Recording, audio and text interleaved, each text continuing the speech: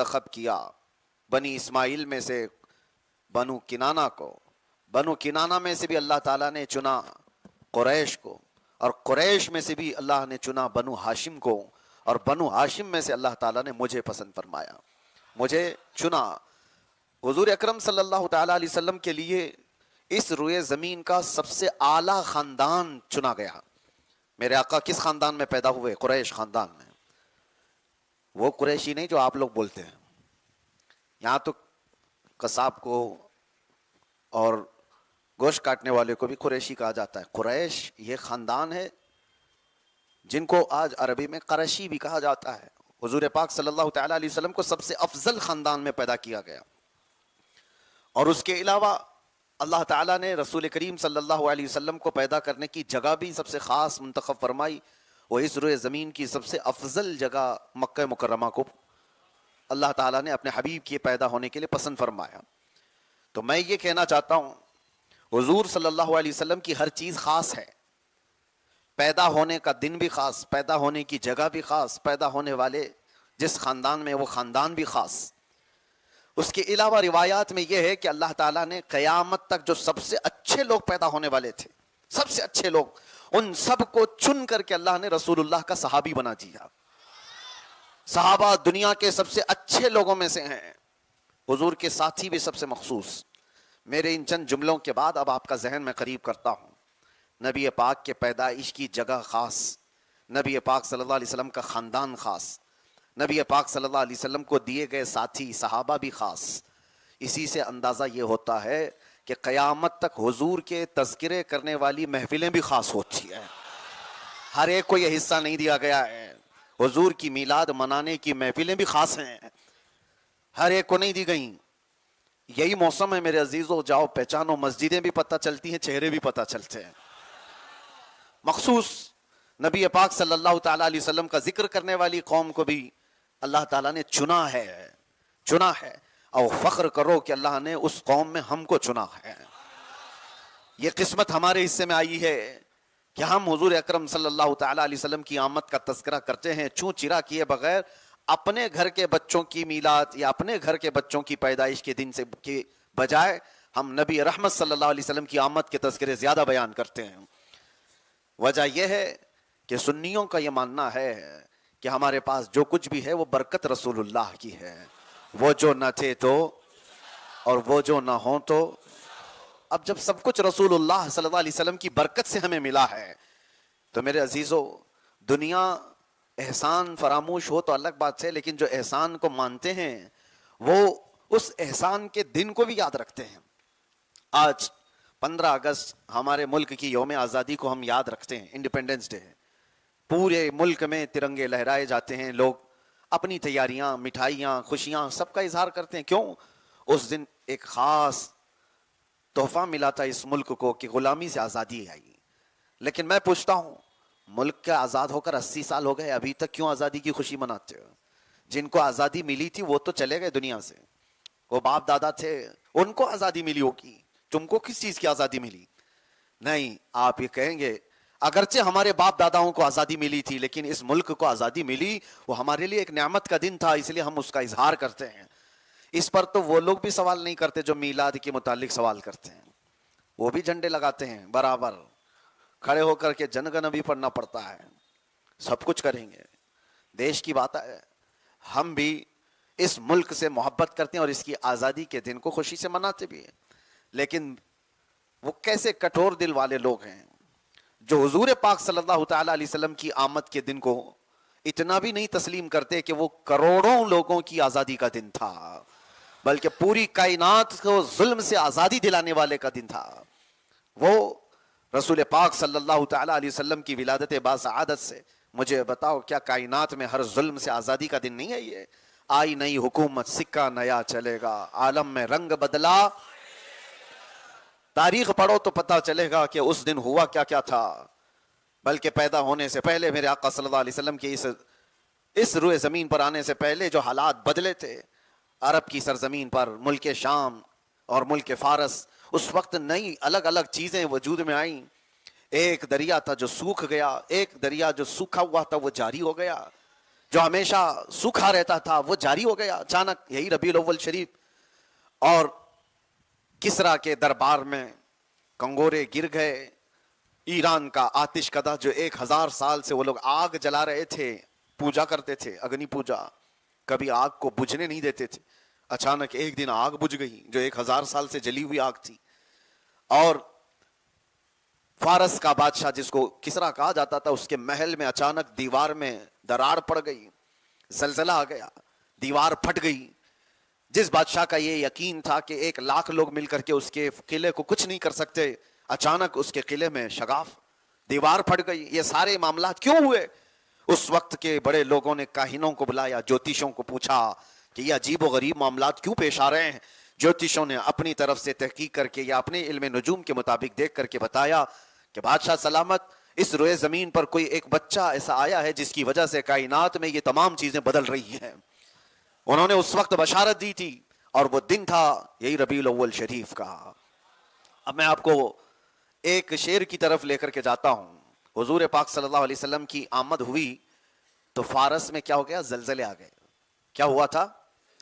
जलजले आए और किला जो था उसका बादशाह का वो फट गया, दरार पड़ गई। आप देखें वो जमाना था जब हुजूर की आमद हुई तो फारस में जलजला भी आया और दीवार किले की फट गई। और आला हजरत उसी वाक़े को याद करके सुन्नियों से कहते हैं भूलना मत उस वाक़े को, भूलना मत उस वाक़े को। हुजूर के आने के दिन फारस में जलजले आए थे और दीवार फट गई थी। अब तुम हर बार हुजूर की मिलाद की खुशी मनाओ ताकि बार बार हुजूर की नफरत रखने वालों के किलों के अंदर जलजला आता रहे।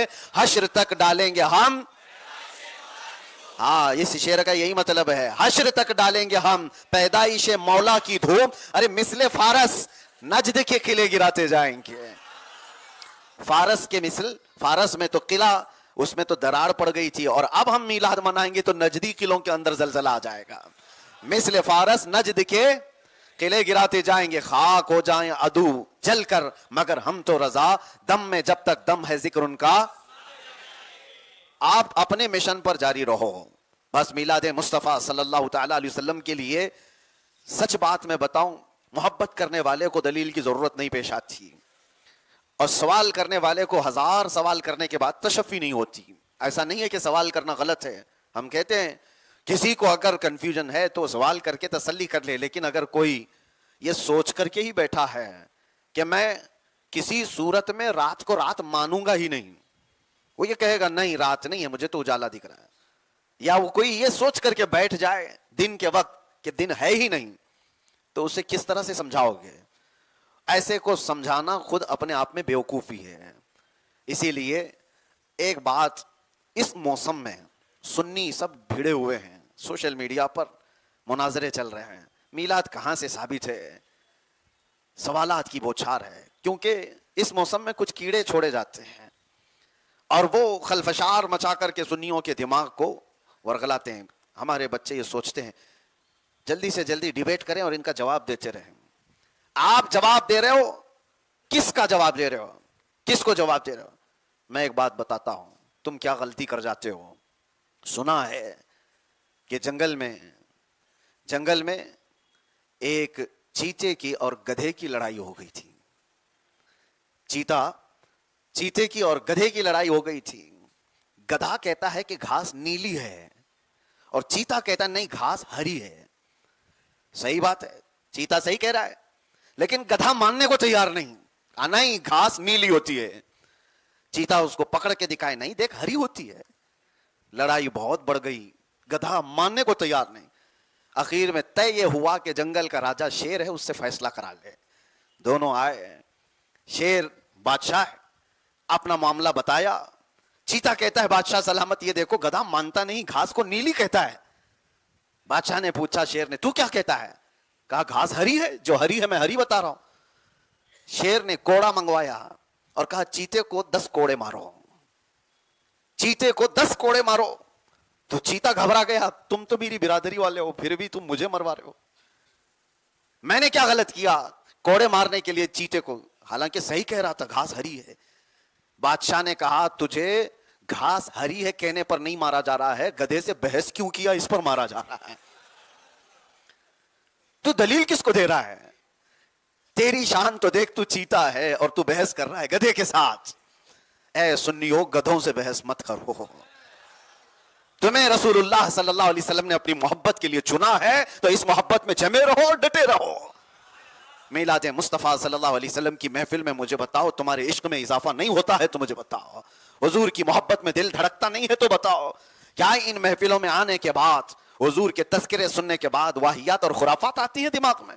نہیں، بلکہ مجلس میلاد مصطفیٰ صلی اللہ علیہ وسلم میں آنے کے بعد کچا ہو تو وہ حضور کی محبت میں تڑپنا سیکھ جاتا ہے، وہ ڈھیلا ہو تو وہ پکا بن جاتا ہے. اسی لیے میرے عزیزوں، ان محفلوں کو جو محبت کرنے والا ہے وہ سمجھتا ہے. دلائل کی روشنی میں دیکھا جائے تو ہمارے علماء نے سب کچھ بیان کیا ہے. یہ آپ کی ڈیوٹی نہیں ہے نکڑ پر گلی پر کھڑے ہو کر کے واٹس ایپ اور فیس بک پہ مناظرہ کرتے رہو. علماء کا کام ہے. علماء ذویل احترام کے حوالے کر دو، مفتیان کرام کے حوالے کر دو کہ یہ دلائل کی روشنی میں ان سے بات کیا جائے. یہ ایسی بات ہے کہ آپریشن کون کرتا ہے؟ ڈاکٹر کرتا ہے. آپریشن ڈاکٹر کرتا ہے، تھیٹر میں کرتا ہے. لیکن اگر کھیت میں کھڑے ہو کر دو کسان لڑنے لگے کہ نہیں لیور کا آپریشن یہاں سے ہونا چاہیے، ہارٹ کا آپریشن یہاں سے ہونا چاہیے، تو دونوں کسان ہیں اور کھڑے ہو کر کے بحث کر رہے ہیں کہ آپریشن ایسا ہونا چاہیے، آپریشن ویسا ہونا چاہیے، تو تمہیں ہنسی نہیں آئے گی؟ تم یہ نہیں کہو گے تیرا کام ہے کدال پھاوڑے سے زمین کھود، بیج بوت، آگ فصل اگا؟ جس کا کام ہے آپریشن کرنا وہ جانتا ہے کہاں سے کرنا ہے.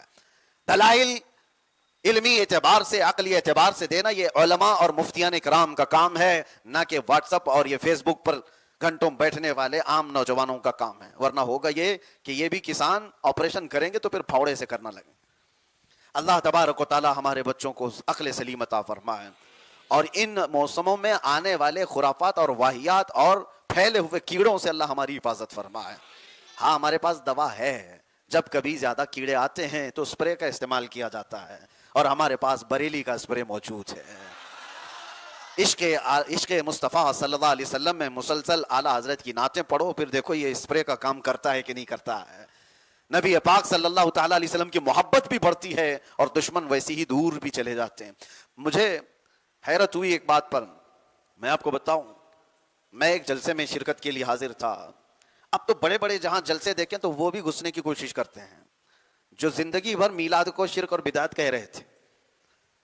تو ایسے ہی کسی ایک جلسے کی بات ہے تو وہ لوگ، ان کا بھی آنا بتایا جا رہا ہے کہ یہ بھی آئیں گے وہ بھی آئیں گے. ہم سے لوگوں نے پوچھا کیا آپ جائیں گے وہاں پر؟ ایسے لوگ آ رہے ہیں. میں نے کہا مجھے تو جانا ہے. جانے کے بعد میں نے یہ کہا میاں سوال ان سے کرو کہ تم یہاں کیوں آئے، یہ ہمارا ممبر ہے.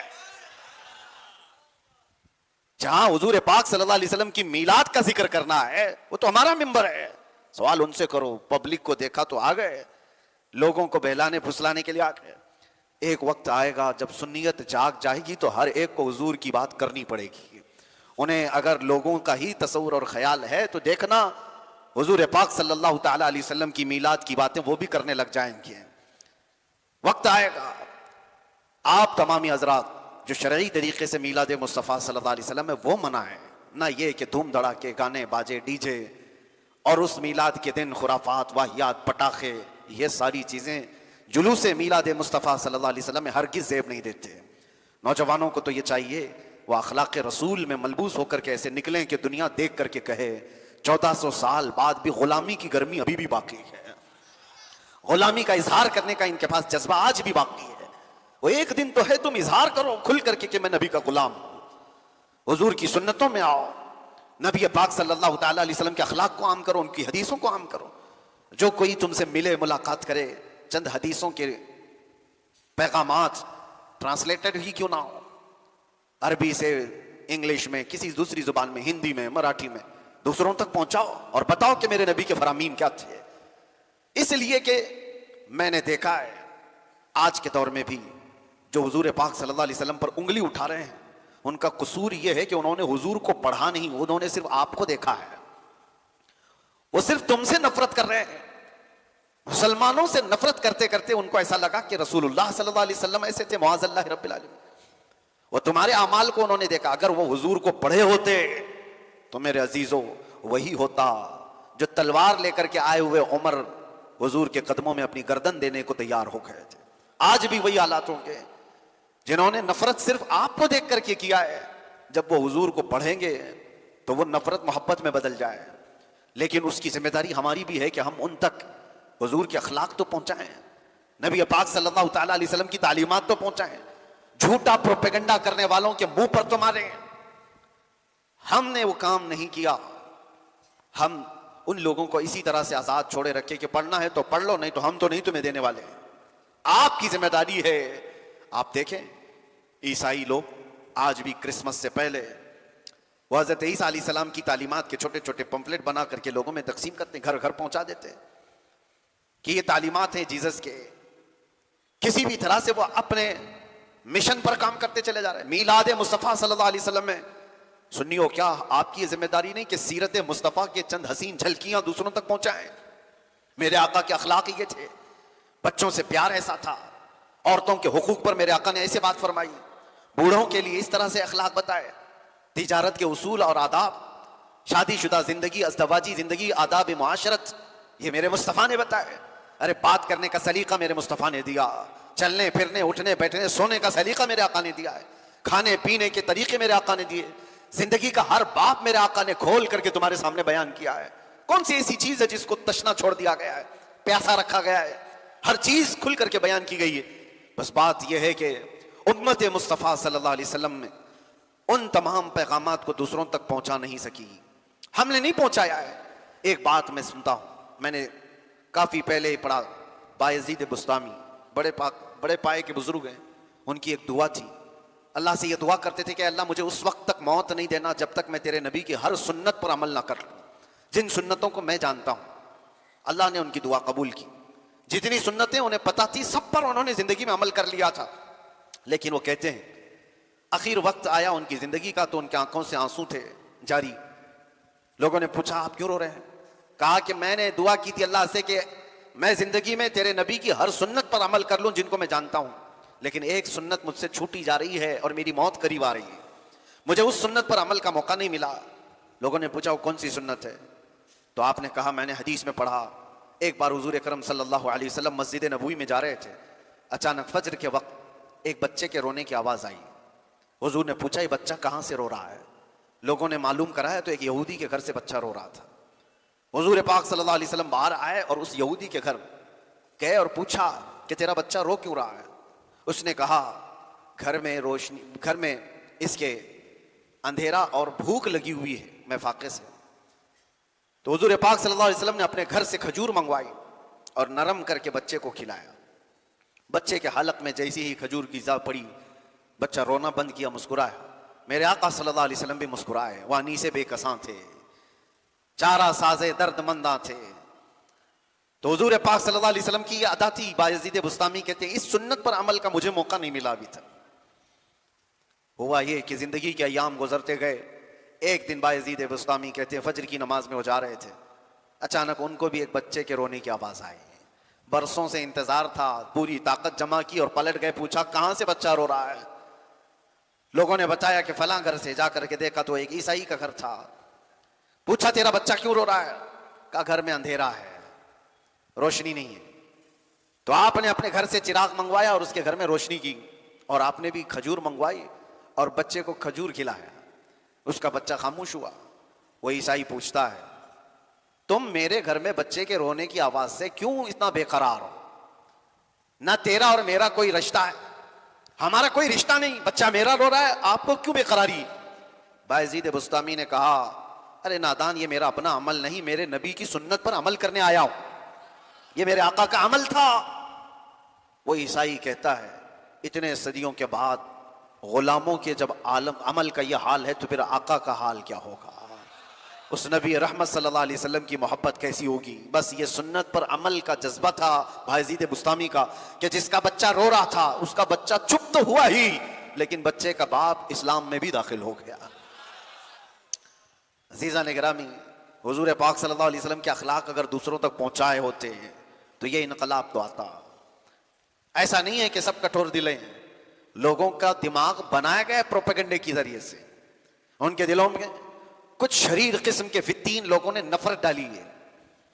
لیکن اگر اس نفرت کو ختم کرنا ہو تو آپ کو بھی تو محنت کرنی چاہیے. آپ پھیلائیں میرے مصطفیٰ کی سیرت کو، حضور پاک صلی اللہ تعالیٰ علیہ وسلم کے اخلاق کریمانہ کو۔ آج بھی دنیا محتاج ہے۔ دنیا کو یہ بتاؤ سب سے اعلیٰ اخلاق اس دنیا کو کس نے دیے ہیں؟ انگریزوں نے اس کا اعتراف کیا ہے، انگریزوں نے اس کو قبول کیا ہے کہ اس روئے زمین پر سب سے اعلیٰ اخلاق سب سے پہلے دینے والے محمد الرسول اللہ صلی اللہ تعالیٰ علیہ وسلم۔ دنیا آج اتنی ترقی پر آ گئی کہ ان تعلیمات کو چھپایا گیا اور اپنے نام سے پرچار کرنے لگ گئے کہ ہم ہیں لوگوں کو اخلاق سکھانے والے ہیں۔ یہ کیا اخلاق سکھاتی ہیں؟ جن کو پیشاب کا سلیقہ نہیں معلوم وہ اخلاق کیا سکھائیں گے؟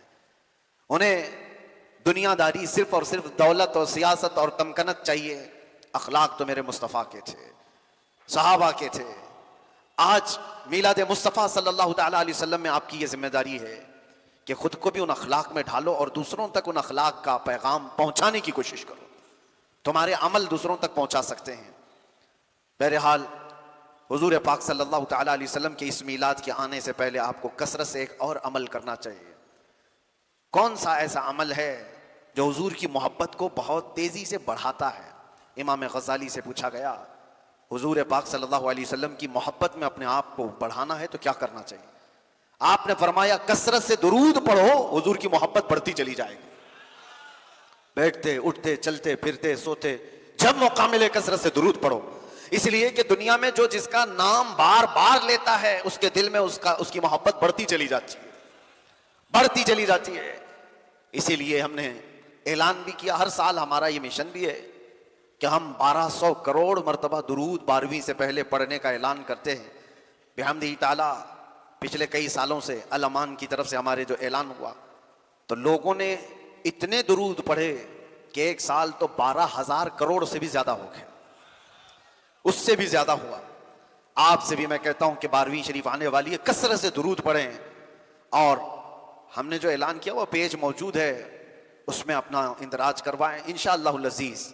کل ہی آپ کا یہ فقیر مدینہ طیبہ حاضر ہوگا انشاءاللہ۔ انشاءاللہ کل میں سفر پر جاؤں گا اور جتنے لوگوں نے درود پاک پڑھا ہے وہ نذرانہ حضور کی بارگاہ میں ہم بنفس نفیس پیش کرنے کی سعادت حاصل کریں گے انشاءاللہ۔ کثرت سے درود پڑھو۔ ہاں ایک بات یہ بھی یہاں پر میں آپ کو بتا دوں، کچھ لوگ جہالت کی حد ہو گئی، آپ کو لگے گا لطیفہ سنا رہے ہیں۔ 2 سال پہلے جن لوگوں نے مجھے اریسٹ کیا تھا بڑے دھوم دھام سے لے کر کے گئے تھے، اور بڑے بڑے ادھیکاری ہیں، آپ کی آنکھیں پھٹی رہ جائیں گی میں بتاؤں تو۔ انویسٹیگیشن چل رہا ہے، سب طرح سے ڈھونڈ کر نکالا گیا ہے، کہاں سے کیا کیا ہے، تقریریں سب جمع ہیں، کلپیں سب جمع ہیں، کیا کیا بول کے آیا سب چیزیں، لیکن فوکس اس بات پر تھا کہ پیسہ کتنا جمع کیا اس نے۔ سارے اکاؤنٹ چھان مارو، میرے آس پاس رشتہ دار سب کے اکاؤنٹ چھان مارو، باہر سے کوئی فنڈنگ تو نہیں آتی۔ بحمدہ تعالیٰ ہمارے اکاؤنٹ میں 5 روپے بھی باہر کا کسی کا آیا ہوا نہیں ہے، ہمارے پاس کوئی ایسی چیز نہیں۔ لیکن ایک بڑے آفیسر کو ایک بہت بڑی چیز مل گئی ہمارے موبائل سے، موبائل ان کے پاس تھا، توجہ سے سنیں، اور اس میں گروپس بنے ہوتے ہیں، واٹس ایپ کے، ٹیلی گرام کا بھی گروپ تھا۔ وہ صاحب پکڑ کر کے لے آئے کہ آپ کی ایک چیز ملی ہے، کہا یہ جو آپ نے اناؤنس کیا ہوا ہے یہ 1200 کروڑ یہ کہاں ہے بتاؤ؟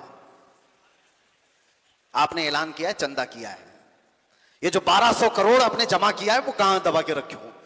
پہلے تو میں ڈرا میں 1200 کروڑ کہاں سے لایا، جب انہوں نے دکھایا تو مجھے لگا کہ جہالت یہاں تک بھی ہوتی ہے۔ اس پر مزید یہ کہ میں نے کہا صاحب یہ 1200 کروڑ درود ہے، تو وہ پوچھتے ہیں یہ کون سی کرنسی کا نام ہے، یہ کون سی کرنسی ہے؟ پھر میں دل ہی دل میں کہا یہ وہ کرنسی ہے جس کو تم نہیں پہنچ پاؤ گے، حقیقی کرنسی تو وہی ہے۔ حد ہو گئی۔ میں نے پھر سمجھایا کہ ہم اپنی زبان سے پڑھتے ہیں اللہم صلی علی سیدنا محمد، اس کو درود کہتے ہیں۔ اس طرح کے 1200 کروڑ مرتبہ جمع کرنے کا ہم نے عزم کیا تھا، وہ ہے یہ مشن۔ کہا اس طرح کاؤنٹ کر کے اس سے ملے گا کیا آپ کو؟ اتنے کروڑ آپ نے جمع کیا ہے اگر تو آپ کو ملے گا کیا؟ ان کو لگا ہوگا کہ یوٹیوب یا پھر یہ ٹیلی گرام اتنے جمع کریں گے تو کچھ دے دیں گے۔ ہم نے کہا صاحب یہ کچھ نہیں دیتے، جن کے لیے ہم جمع کر رہے ہیں وہیں سے سب کچھ ملتا ہے۔ آج آپ سے بھی میں کہتا ہوں، پھر اب وہ تو ٹیلی گرام اور واٹس ایپ میں تھا، اب کھل کر کے کہتا ہوں 1200 کروڑ جمع کریں گے انشاءاللہ۔ کون سی کرنسی؟ درود پاک کی۔ درود پاک بارگاہ مصطفیٰ صلی اللہ تعالیٰ علیہ وسلم میں پیش کرنے کی سعادت حاصل کریں گے انشاءاللہ۔ اور فرمایا گیا جو کثرت سے درود پڑھتا ہے اس کی زبان میں اثر پیدا کیا جاتا ہے، جو کثرت سے درود پڑھتا ہے اس کے چہرے پر وقار پیدا کیا جاتا ہے، اس کی عزت کو بڑھایا جاتا ہے، لوگوں میں اس کا مقام بلند ہو جاتا ہے۔ کثرت سے درود پاک پڑھنے والا کبھی بے برکتی کا یا محتاجی کا شکار نہیں ہوتا۔ کثرت سے درود پاک پڑھنے والا جھگڑے فسادات کسی اور برے کام میں متہم نہیں ہوتا کہ اس پر کوئی تہمت لگی ہو۔ کثرت سے درود پاک پڑھنے والا سیدنا سلیمان جزولی صاحب دلائل الخیرات، جنہوں نے درودوں کا مجموعہ جمع کیا ہے، وہ کہتے ہیں میں ایک بار سفر پر تھا اور میں عصر کی نماز کا وقت ہوا تو نماز مجھے پڑھنی تھی، پانی کہیں مل نہیں رہا تھا، ایک کنواں تھا لیکن نکالنے کے لیے کوئی آلہ نہیں تھا، کوئی ڈول رسی نہیں۔ ایک چھوٹی سی 10 سال کی لڑکی ادھر قریب تھی، میں نے اس سے کہا تیرا گھر قریب ہے تو مجھے کنویں سے پانی نکالنے کا کوئی آلہ لا کر کے دے دے۔ وہ لڑکی کہتی ہے کس لیے؟ آپ کو نماز پڑھنا ہے؟ کہا ہاں، عصر کا وقت جا رہا ہے، مجھے وضو کرنا ہے، نماز پڑھنا ہے۔ وہ کہتی ہے ٹھیک ہے میں آپ کے پانی کا انتظام کرتی ہوں۔ کنویں کے قریب آئی اور کچھ پڑھا، اس کنویں میں اس نے تھوک دیا، جیسے ہی اس کا تھوک گرا کنویں کا پانی جوش مارتا ہوا اوپر آ گیا۔ سلیمان جزولی کہتے ہیں میں نے وضو کر لیا، اس لڑکی کی یہ کرامت دیکھی، میں نے اس سے کہا نماز پڑھ لینے دے، مجھے تجھ سے کچھ بات کرنی ہے۔ نماز پڑھنے کے بعد وہ واسطہ دیتے ہوئے کہتے اللہ کا واسطہ بتا بچی کیا تو نے وظیفہ کیا؟ کون سا وظیفہ کیا جس سے پانی اس طرح سے جوش مارتا ہوا اوپر آیا؟ وہ لڑکی مسکراتی ہوئی کہتی ہے میں کوئی بڑا وظیفہ نہیں کرتی، بس یہ ہے کہ میرے باپ نے مجھے حلال کھلایا ہے اور میں اپنی زبان سے جھوٹ کبھی نہیں بولتی اور کثرت سے درود پاک کا ورد کیا کرتی ہوں، اس کے علاوہ کوئی وظیفہ اور نہیں، کثرت سے درود پاک کا ورد کیا کرتی ہوں۔ اللہ تبارک و تعالیٰ اس میلاد مبارکہ میں ہماری زبانوں میں تاثیر عطا فرمائے، اللہ تعالیٰ ہمارے چہروں پر رونق عطا فرمائے، آئی ہوئی بلاؤں اور مصیبتوں کو اللہ تعالیٰ درود پاک اور میلاد مبارکہ کے صدقے دور فرمائے۔ عزیزان گرامی وقار، 12ویں مصطفیٰ کریم صلی اللہ تعالیٰ علیہ وسلم کی آنے سے پہلے ایک تمنا اور لے کر کے روزانہ جیا کرو کہ حضور کی ولادت کا دن ہے۔ جب عام لوگوں میں سے کسی کا برتھ ڈے ہوتا ہے تو خوشی کا دن ہی سمجھتے ہیں نا، لوگ خوشی کا دن ہی سمجھتے ہیں، دعائیں کرتے ہیں، یہ خوشی کا دن ہے، اور جس کا جنم دن ہوتا ہے وہ خوش ہوتا ہے، جو آئے محبت سے انہیں ملا، ہو سکتا ہے اس کو کسی نے تحفے دیا اور وہ کسی آنے والے کو تحفہ دے رہا ہے، اس کی خوشی کا دن ہے۔ یہ کائنات کے آقا و مولا اور جود و سخا کے بادشاہ کی پیدائش کا دن ہے۔ اگر تمنا کرو گے تو کیا نہیں ملے گا؟ واہ کیا جود و کرم ہے شہ بتہا تیرا، نہیں سنتا ہی نہیں مانگنے والا تیرا۔ ہم تو یہ کہتے ہیں یا رسول اللہ صلی اللہ تعالیٰ علیہ وسلم تیرے ٹکڑوں پہ پلیں، غیر کی ٹھوکر پہ نہ ڈال، چھڑکیاں کھائیں کہاں چھوڑ کے صدقہ تیرا۔ ہمارے بزرگوں نے ہمیں بتایا اس دربار کی شان یہ ہے مانگیں گے مانگے جائیں گے، منہ مانگی پائیں گے۔ سرکار میں نہ لا ہے نہ حاجت اگر کی ہے، کون دیتا ہے دینے کو منہ چاہیے، دینے والا ہے سچا ہمارا نبی۔ بارگاہ مصطفیٰ کی جب یہ شان ہے، اے سنیو تم یہ کہتے ہو ہر چیز اس دربار سے ملتی ہے، میرے کریم سے اگر قطرہ کسی نے مانگا دریا بہا دیے ہیں، دربے بہا دیے ہیں۔ جب وہاں سے سب عطا کیا جاتا ہے تو مانگتے کیوں نہیں ہو؟ مانگو ایک بار، اور مانگنے سے کیا مانگنا چاہیے پہلے یہ بھی تو دیکھ لو۔ اعلیٰ حضرت نے بھی یہ فرمایا سرکار ہم کمینوں کے اخلاق پر نہ جائیں، آقا حضور اپنے کرم پر نظر کریں۔ سرکار ہم کمینوں میں طرز ادب کہاں، ہم کو تو بس تمیز یہی بھیک بھر کی ہے، ہم کو تو صرف بھیک مانگنا آتا ہے اور آپ کی شان عطا کرنا ہے، عطا کرنا ہے۔ اب مانگو تو کیا مانگو؟ لوگوں نے بچے مانگے، بزنس مانگے، تجارت مانگی، اولاد، اپنے بھائی بہن، گھروں کی بیماریوں کی صحت و عافیت، شفا، بہت کچھ مانگا ہوگا، لیکن ایک عاشق رسول جب مانگتا ہے اسے 12ویں شریف میں کم از کم یہ مانگنا چاہیے یا رسول اللہ سنا ہے آپ ہر عاشق کے گھر تشریف لاتے ہیں، سنا ہے آپ ہر عاشق کے گھر تشریف لاتے ہیں، میرے گھر میں بھی ہو جائے چراغاں۔ پریکٹیکل کیے ہوئے لوگ موجود ہیں میرے عزیزو، حضور کی میلاد کے آنے سے پہلے جنہوں نے حضور سے محبت سے یہ مانگا تھا کہ آقا سنا ہے آپ ہر عاشق کے گھر تشریف لاتے ہیں، میں نکما سہی، میں بد اخلاق سہی، میں گنہگار سہی، لیکن بد ہیں تو آپ کے، بھلے ہیں تو آپ کے، ٹکڑوں پہ یہی کہ پلے ہیں، رخ کدھر کریں؟ تم سے جو منہ چھپائیں تو کریں کس کے سامنے؟ یا رسول اللہ تم سے جو منہ چھپائیں تو کریں کس کے سامنے؟ کیا اور کسی سے توقع نظر کی ہے؟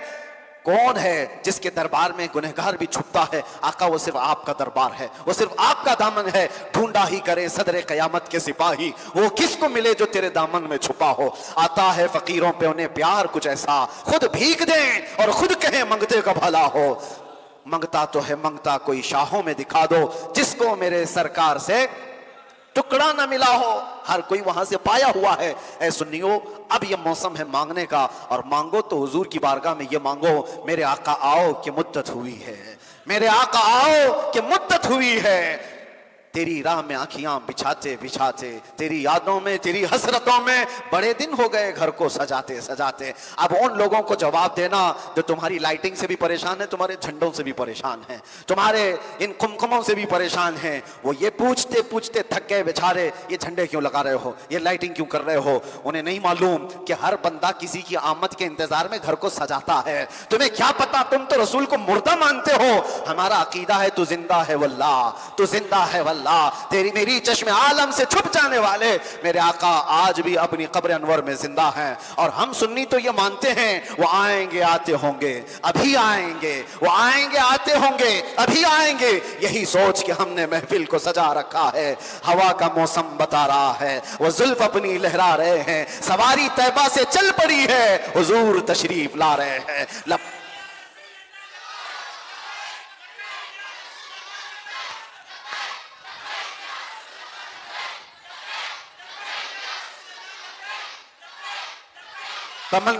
تمنا یہ کرو کچھ ایسا کر دے میرے کردگار آنکھوں میں، ہمیشہ نقش رہے روئے یار آنکھوں میں۔ انہیں نہ دیکھا تو کس کام کی ہیں یہ آنکھیں کہ دیکھنے کی ہے ساری بہار آنکھوں میں۔ ایک عاشق صادق کی یہ تمنا ہوتی ہے، حضور کو نظروں میں اتنا بسا لو، اتنا بسا لو، میں سو جاؤں یا مصطفیٰ کہتے کہتے۔ کھلے آنکھ سلے، تم آنکھ بند کرو تو بھی وہی نظر آئے، آنکھ کھولو تو بھی وہی نظر آئے۔ حسن جمال مصطفیٰ ایسا بس جائے کہ جب تم قبر میں بھی جاؤ فرشتے سوال کریں بتا کس کی امت ہو تو تم کیا کہو گے؟ فرشتے جو پوچھیں قبر میں کس کی امت ہو تو کہتے ہیں مفتی اعظم ہیں۔ میں فرشتوں سے کہوں گا لو دیکھ لو ہے تصویر یار آنکھوں میں، لو دیکھ لو تصویر یار آنکھوں میں، جس کی تصویر ہم نے آنکھوں میں ہمیشہ کے لیے بسا رکھا ہے، ان کے بارے میں تم مجھ سے پوچھ رہے ہو۔ اب تو پائے ناز سے فرشتوں کیوں اٹھو، ارے مر کے پہنچا ہوں یہاں اس دلربا کے واسطے، میں مرا بھی ہوں اس دلربا کے واسطے۔